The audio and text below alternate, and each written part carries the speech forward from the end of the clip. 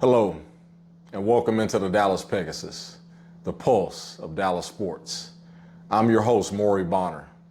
I want to thank each and every one of you for liking, sharing, and subscribing to the Dallas Pegasus on all platforms and social media.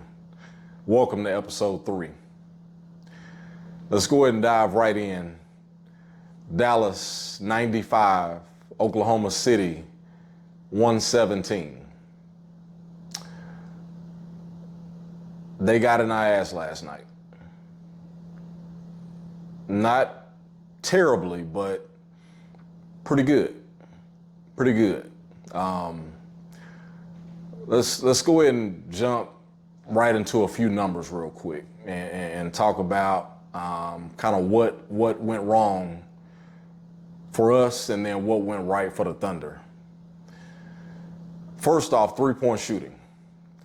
The Thunder last night, man, you're talking about 45% from three to the Mavericks shooting 33%. That's a huge disparity. And I felt like they actually shot the ball better from three than they shot it from two. And I actually felt like they shot the ball overall better than what the numbers came out to be. Second area, which was extremely surprising and disappointing, was the rebounding department. You know, Oklahoma City's got a great team from top to bottom, but one area where they're weak in is the rebounding area. And somehow we let this team out-rebound us 52-39. That's unacceptable. But that's been a thing with the Mavericks, unfortunately, not just this season, but kind of over the course of seems like since I've been a Mavericks fan. And I don't know, maybe even over the course of the franchise, we've just never had good big men. Now we've got two, but I can tell you, other guys on the team, majority of the other guys on the team, they just stand and watch Daniel Gafford and Derek Lively go for rebounds. I watched last night where it was essentially 4 Mavericks under the basket and 1 Oklahoma City Thunder. And thank God the ball really just came directly to Josh Green because the other guys were standing flat-footed with their hands by their side. You know, and it's disappointing for the same areas to continue to be weaknesses for us. Like I say, guys watching Dan Gafford, guys watching Derek Lively II, rebound. Rebounding is a team thing. Rebounding is an everybody thing. It's not just one guy, 2 guys, it's everybody. If you're on the floor, you got to be rebounding. So that's something that's just a mentality thing that we've got to change as an organization because the rebounding is weak and it's been weak. And just because we've acquired, like I say, 2 quality centers, 2 quality bigs, doesn't mean that everybody else doesn't have to rebound. The last thing, numbers-wise, that stuck out in last night's game was once again the bench scoring. You know, we have, 23 points off the bench. 23. You know, and I'm sorry, I've got the Pacers and Knicks game 2 going on over my right shoulder. So if I keep peeking over, that's what I'm looking at. But like I say, the bench scoring, we had 23 points. And, Oklahoma City had 42. Another huge disparity in an area of weakness that continues to be a weakness for us. Another number that's been talked about quite a bit is the fact that the Mavericks are 0-5 in game ones with Jason Kidd as the head coach. Now, granted, we've won, we're currently in a series one of those series out of the 5, but we've won 3 out of 4 of the others. That still doesn't necessarily impress me, as far as the, starting off the series, 0-5 and then recovering to win 3 out of those 4 series. It doesn't impress me, but it does say that, hey, we need to get off to better starts in series. You don't want to fall behind, 0-1 in every series that you're in. The Thunder, it's not like we're a favorite. It's not like we've got these first 2 games or we've got home court advantage within this series, let alone any other series. So we've got to come out with more of a sense of urgency. And that's another recurring theme that I've heard from Kyrie, Luka, and Jason Kidd. Pretty much within the locker room, you're three-headed monster in a sense. You're triumvirate, I guess you could say. But the slow starts, the energy. I've heard Jason Kidd, say several times this year as far as the physicality. I don't think physicality was an issue in this past game, but there's just been a lot of recurring themes that have been, attached to the Mavericks this season that unfortunately is still rearing its ugly head even now in the playoffs. Something else too is like I say, Luka even mentioned it in the post-game press conference. I think in the third quarter, we cut the lead to 1. And he literally said the team relaxed. I'm sick of that. I'm absolutely tired of it. It's like this is the second round of the playoffs. You've worked all summer, all fall to get in this position, all winter as well, all season to get to this position, and we're relaxing in games that we're not even leading. We're not favorites. We don't have home court advantage. What have we done to be relaxing? What have we done to be coming out, not dialed in and not ready to go? What have we done to come out being able to miss some assignments here and there? Miss some rotations. So that's that. As far as individuals, I'll say we'll stay on this side of it. So Oklahoma City, you had 3 guys, essentially their big 3. You had Chet Holmgren, Jalen Williams, and of course SGA, Shai Gilgeous-Alexander. Gilgeous-Alexander went for 29. This group together went just shy of 70 points. Our two-headed monster of Luka and Kyrie, they didn't even hit 40. We didn't hit 40. That says a lot. That says a lot. And that's what can't repeat itself. We lost this game by 22 points. Kyrie with 20, Luka with 19. These guys score. Luka's already averaging regular season almost 35 points a game. That's a difference of, 17 points right there. You take Kyrie. Kyrie's coming in at about 25, 26 a game. That's an additional 6 points. But Kyrie in the playoffs, he's typically, been around that 30 mark.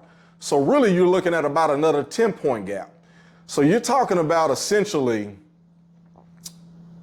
30 points that we were missing last night from our 2 guys, our 2 main guys. So a lot of people are panicking. A lot of people are saying, the Thunder, don't get me wrong, hell of a team, very well coached. Mark Daigneault, Coach of the Year. Shai Gilgeous-Alexander, MVP candidate right along with Jokic and Luka. I almost tried to say Jokic. Yeah, I did it again. Jokic and Luka at the same damn time. Forgive me for that. So, like I say, I'm not concerned. I'm not worried. I'm not panicking. You know, it's a we're playing the number 1 seed. We have to come out more prepared, more ready, more dialed in, more ready to go, more hungry. And we just didn't do that in the first game. I don't think it was a bad start either, because we ended the first quarter 23-23. So I don't buy that. As far as a few positives, I'll say, well, let's actually back up for a second and stay on Luka and Kyrie. Kyrie, 14 shots in 4 quarters. You got Daniel Gafford, and I know Daniel Gafford's shots are a lot more higher percentage at the rim, but you've got Dan Gafford, your starting center, that's a very, very important role player on this team. Not a star, not an all-star, but he shot 12 times. Kyrie's shooting 14 times. Again, I'll say this. Love Kyrie to death. I don't know what it is. I don't know if it's a Luka thing, not wanting to step on his toes, but I'm going to need him to start stepping on some toes. I don't care whose toes he step on. You know, I'm not Jason Kidd. I'm not, you know, the Dumonts and the lady that just bought the team. My God, her name is escaping me, her last name. But, you know, I'm not one of those people. I'm not Nico. But please, take it from me.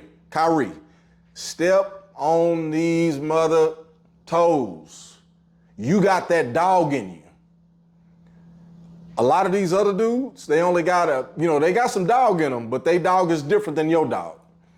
And we just need that. We need that. Something else with Luka that I definitely want to talk about, and I'm going to leave my boy Kyrie alone, you know, even though with them turnovers that killed us, but that's uncharacteristic Kyrie. So that's why we're moving on to Luka. Luka Doncic, I'm tired of hearing about this knee. I promise you, this dude will probably come out the next game and tomorrow night and have 40. I see it happen all the time. You know, and I don't want to get into like I'm accusing Luka of faking an injury, because that's not what I'm doing. But it's like, come on, man. I mean, is this thing like coming and going or what? Because, you know, sometimes I don't really see too much going on with the knee. Then other times, you know, I'm not going to say offensive end of the floor versus defensive, even though, you know, like I say, Luka will get lost in the sauce. His man will cut back door. He will lose track of his man quite a bit. He will let a man go by him sometime. We get it. Luka's not going to be able to give what he gives and produce what he produces on the offensive end and play defense at the same level as he does on the offensive end every single possession. I get that. At the same time, Luka gives up way too many. I promise you, every time, well, not every time, but majority of the time, it's an uncontested layup, uncontested three-pointer, any kind of thing uncontested. Luka Doncic is responsible for it. Luka, your threes are not falling, man. Your threes are not falling. The step back three is not stepping back. Get to the rim. I don't think you have an issue getting to the rim because of the knee. You may not be 100%. Nobody's 100% at this point in the playoffs, unless you ride that pine. Nobody's 100%. So get to the rim. Let's do what we got to do so we can get these dubs. But your three-point shot, my boy, is not falling. So we got to do something else. We got to do something different. Your mid-range game is nice. Your mid-range game is wet. You know what I'm saying? Lou Dort last night really couldn't get with you in that mid-range.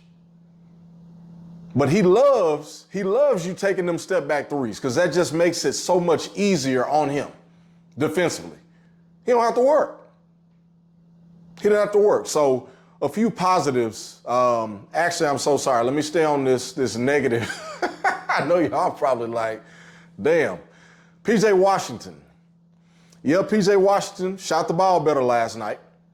But I got to call him out here for that dumb foul in the second quarter that cut his minutes on a night that he's having a good offensive game. A good offensive game. And y'all see I tried to blank out the cussing. I don't have a bleep button yet, so I'm trying to be as respectful as possible. But PJ, bro, you had a great night shooting last night. That foul in the second quarter cut deep into your minutes. If we got to cut deep into your minutes, that's cutting deep into the way we're playing as a team and our production and just our level of play on the court. With you on the floor, trust me, we're our best defensive team. Offensively, we know the shot has been coming and going, mostly going. But that foul was so unnecessary. You already had two. You're in the open floor. They're on a break. And you really don't even make a legitimate play on the ball. Thank God they didn't give the, the clear path foul or the transition foul, because I probably would have lost it. But you just got to be smarter, man. I mean, championship level teams, and that's where we're trying to get to. We're obviously not there yet. We're still in the midst of that, and we're going to find out more in this series starting tomorrow night. But we got to start prepping and preparing ourselves to be a championship level team by, playing at a championship level, even though we may not be a championship team at this point. Championship habits, championship mentality, championship type of approach, championship physicality, championship dialed in. That's what we need. Championship focus. So I think we got all the negatives out. I'm going to leave Tim Hardaway out. Okay, I know it was his first game back in a minute, but homeboy, your daddy got so much to say about Luka and Kyrie. I'm asking Tim Hardaway Sr. to go on one of these shows and address his son's, just my God. Dude, you don't have to shoot the ball every time the ball gets within like a couple of millimeters of your hand, a couple of inches of your hand. Come back from an injury, get into the flow of the game. If the shot is there, take it. I've never been for somebody passing up a shot, damn sure a good shot. But at the same time, bro, if you watched the game last night, you know exactly what I'm talking about. You know exactly what I mean. Shot a three, bad miss. Thank God, ball comes back to him, gets tipped out, and he immediately shoots it again. And it was contested. It was contested even worse than the first shot that he missed. Tim Hardaway Sr., holla at your boy about your son and his shot selection. And his man, love the confidence. I wish some of his other teammates had that same level of confidence and had that same quick trigger. But bruh, you killing us. You killing us. Ever since December, the shot has not been there. And Tim Hardaway Jr. is essentially one of these holdovers, one of these last people left on the team since his daddy got so much to say. And, his daddy want him in Miami and every other place besides Dallas. You know what I'm saying? I mean, hey, anyway, we're not gonna start the offseason show because we still got basketball to play. But Tim Hardaway Sr., holla at your son about his shot selection. He shoot too damn much. Let me get in the camera. Your son shoot too damn much. Tim Hardaway Jr. passed the rock. Whew, oh my God, y'all, I feel so much better. My spirit feels, I've been wanting to say that like on camera for my whole life since Tim Hardaway Jr. has been a Dallas Maverick, especially since his daddy has been doing all this talking. And guess what? Tim Hardaway Sr., as a player in the league, loved this game. And I get, hey, everybody, just as I'm doing right now, has the right to, speak their mind and whatnot. But if we're going to speak our mind, let's make sure we're equal opportunity and whatnot. So that's all for the negative. On the positive side, we got Dan Gafford. Dan Gafford, still not quite where Dan Gafford has been since he's been a Dallas Maverick, especially since he's been a Dallas Maverick, but in his other places, Chicago and Washington. This dude is a hell of a player. 16 and 11 last night. Think he had 5 blocks.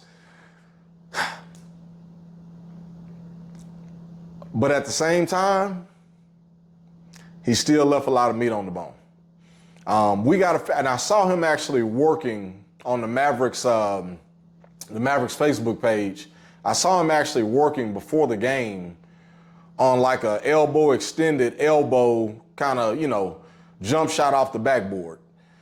I'm hoping that our bigs, both of them, really diversify their offensive games for the future, because if they diversify their games even a little bit, it's only going to add to what we got going. So great game by Dan Gafford. Loved his play last night. Looking for him to, even kick it up a notch in game 2 on tomorrow night. The other bright spot I felt that went unmentioned, Josh Green. Josh Green came in. He didn't just shoot. His numbers didn't look just great at the end of the night, but he shot the ball with more confidence. He was, somebody actually on the offensive end that was going to the offensive glass a lot. And the dude is only 6'5".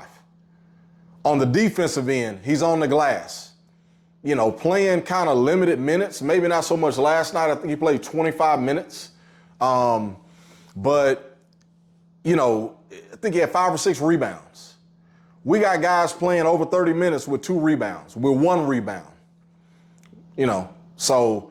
But his energy as well. I always want to point that out about Josh Green.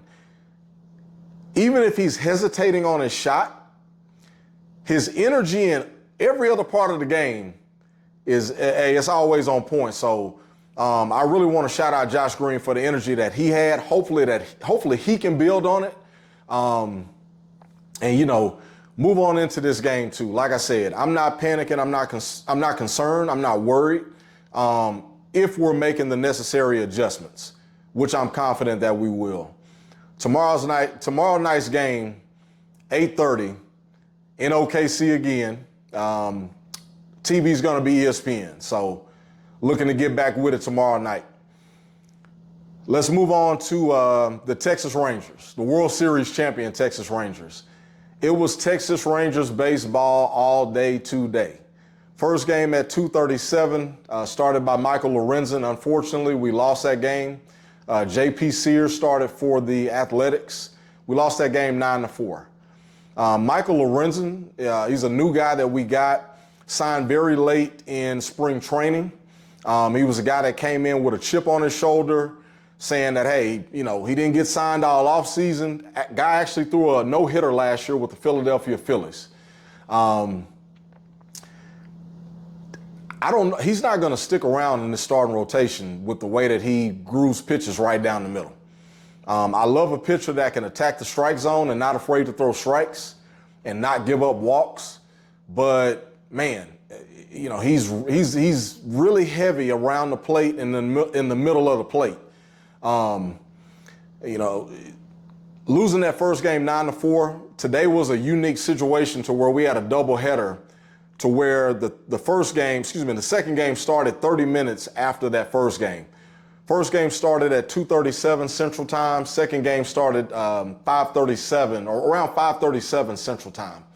And that game we actually won probably 30 minutes ago of me recording this. The game was still going on, had just wrapped up, and won that game 12-11. Jack Leiter, top prospect, former number 2 overall pick out of Vanderbilt, got his second career start for the Rangers today. Honestly, started off a lot better than he did against the Tigers in his first start. But in this second start, kind of the same end results. Gave up some bombs, gave up some hard hits, some hard contact, and gave up, right around 6 runs. This time he did pitch deeper in the game. I know the first game pitched about 4 innings or so. This game, he did pitch, 5 or 6 innings, which was, an improvement. So still optimistic and high on Jack Leiter, even though these first 2 starts probably have not been exactly where he wanted them to be. the injuries. Well, let me back up for a second. The Rangers just finished up this road trip. Actually, not finishing up the road trip. We're on to Colorado. Got an off day tomorrow. We just finished up the trip in Oakland for a 4-game series. The first game Monday, we won 4-2. Corey Seager, 3-run bomb in the top of the 8th inning on Monday to help us win that game, or to essentially win that game for us. The game yesterday, we lost that game was 9-6, or 9-5, excuse me. Actually, I'm lying all over the place. I got numbers all in my head. That game yesterday, we won 15-8. Marcus Semien, first pitch of the game, I'm home run. Marcus Semien is off to a hot start this season, by the way. Definitely looking at, an all-star season again. Trying to recall who actually started that game yesterday. Jose Urania, first start as a Texas Ranger. He's made some appearances out of the bullpen, has earned Bruce Bochy's trust, and, actually pitched well in that game yesterday that we won 15-8. One thing that has been killing the Rangers so far this season has been injuries. Injuries have been an extreme Achilles heel. Not only did we start the season well-documented, Max Scherzer, Jacob deGrom, and Tyler Mahle, 3/5 of our, of an expected starter rotation on the injured list. Max Scherzer with the back surgery, deGrom and Mahle with the Tommy John surgeries, and we've just added to the list. We've had Nathan Eovaldi go down with a right groin injury. We've had, unfortunately, Dane Dunning just went on the injured list today with some shoulder soreness, expected to miss a few starts. We had Wyatt Langford go down with a hamstring injury that's going to sideline him for, unfortunately, 3 to 4 weeks of his rookie season. Tons of injuries, but a resilient group. Back in first place in the American League West, Seattle Mariners in second place at this point. Believe after that win today, Tom Thibodeau's actually having a post-game press conference right now after the Knicks just beat the Pacers to go up 2-0 in the Eastern Conference second round semis. But back to the Rangers. Injuries. We've got guys that, I was already talking about, this is going to be a rough recording, but this is raw footage, clearly. 22-17 with today's win, 5 games over 500, a season high. First place in the American League West. Very proud of this team and the way that we started. A few games we've dropped, but overall the starting pitching has been strong. The bullpen has been solid. The bats are starting to wake up. Bruce has got us steady. Bruce has got us steady as ever. Bruce Bochy is the, of course, 4-time World Series winning manager. First-time manager of the Texas Rangers last year, where we won that World Series under his watch. We're starting to get it cooking. So looking forward to, what's to come, like I say, as we start a weekend series after an off day tomorrow in Colorado. Lastly, to the Dallas Stars. My Stars finished, like I said there, my Stars. I'm learning about hockey slowly but surely. So my Stars unfortunately dropped the first game of the second round semis against the Colorado Avalanche, 4-3. Stars scored 3 goals in the first period and unfortunately ended up losing in overtime 4-3. Game 2 of that series is tomorrow night in Dallas at 8:30. Game can be caught on TNT. I want to thank each and every one of you for joining into this episode. We've got a whole lot more to talk about. A lot of NBA stuff, NBA playoffs coming up that I'll touch on. Definitely want to also touch on and give some congratulations to Jason Kidd. We didn't go too bad on him in this episode about, coaching decisions and whatnot. And, minutes and stuff like that and rotations in game one of this series. But do want to shout out Coach Jason Kidd with getting the multi-year extension to remain the head coach here in Dallas. So thank you so much for tuning in to episode 3. I want to thank each and every one of you for liking, sharing, and subscribing to the Dallas Pegasus, the pulse of Dallas sports. And as always, the Dallas Pegasus thanks you for your time.